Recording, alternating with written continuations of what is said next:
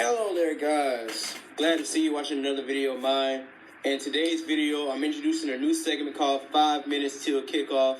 And this is my version of a match preview, and I hope you enjoy it. I will try to make this as short as possible. Like I said, it's 5 minutes, 5-minute match preview. And I'll make sure that you guys get your content in and out, and you can go on to the next video, or you can go on about your day. So let me know down in the comments down below, how do you like this version of the new match preview called 5 minutes till kickoff? This is something that I came up with, nobody else's. So hey, up the chills. Let's get on to the video.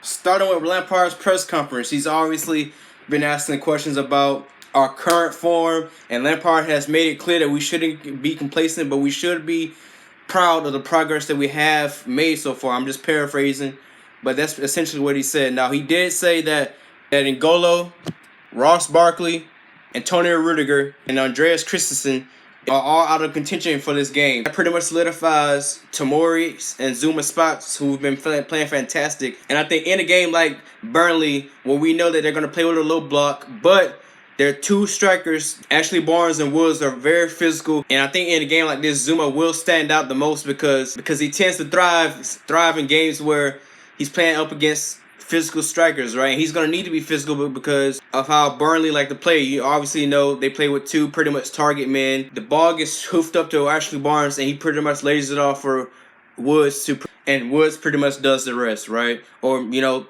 Barnes is a pretty good finisher in the air, so, you know, he might get a few chances or whatnot. We have been susceptible to set pieces, right? Conceding goals off set pieces this season. But in recent games, we've been decent. We have 2 clean sheets consecutively, 2 1-0 victories consecutively.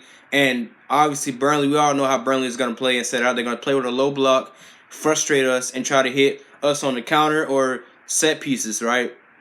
We have to be aware of that danger. But these last 2 performances against, you know, especially against Newcastle, in a game where, you know, they play with 10 man pretty much behind the ball. They play with a 4-5-1 low block tactic, and I'm pretty sure Burnley are going to use something of the sort. So we've shown that we are able to, you know, grind out results, find that goal. I think starting Pulisic and Hudson-Odoi, even though he didn't have the best of games, but, you know, I'm not going to criticize him because he did get involved. He was, you know, making something happen, right? He was drawing defenders. He was doing all the small things. His end product wasn't up to par. I expect that to not be the case. You know, this game will be won in between the lines, so to speak, for lack of a better term. And using Pulisic's ability to link up the play and create chances, I think he will be fantastic against Burnley because we're going to need all the creativity possible, right? My lineup prediction is probably going to stick with pretty much going to be the same players that played on Wednesday. I don't know if Emerson is going to start because, like I said, Alonso, he hasn't been playing bad. His last 4 games, he's actually been quite decent. You know, going forward, he's still a bit of a liability, even though he scored the game winner against Newcastle. That's just how he does it. You know, he can have an average or not so good game, and then he scores the game winner. It just sums up Alonso to a T, right? But Emerson might get the start. I wouldn't be upset if Alonso gets the start because, you know, he's playing well. I feel like he's played well enough to keep his spot on the team, right? I think we can all agree to that. If not, let me know down in the comments below why you don't agree with that.